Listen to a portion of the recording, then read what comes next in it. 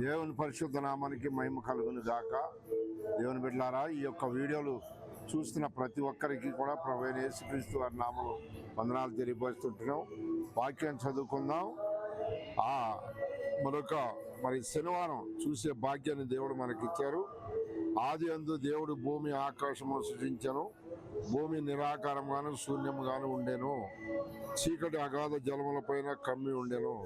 దేవుని బిడ్డలారా, ఈ యొక్క సమయంలో దేవాది దేవుడు ప్రభువైన యేసుక్రీస్తు వారు ఈ యొక్క వాక్యం ద్వారా మీతో మాట్లాడుతున్నారన్న సంగతి మర్చిపోవద్దు. దేవునికి కృతజ్ఞత చెల్లించండి. ఎల్లప్పుడూ కూడా భూమి ఆయనది, ఆకాశం ఆయనది, సమస్తము కూడా ఆయనే కలుగజేసాడని రాయబడుతూ ఉంది. కనుకనే ప్రతి ఒక్కరు కూడా దేవుని వాక్యానికి లోబడాలని ప్రార్థిస్తుంటున్నాను.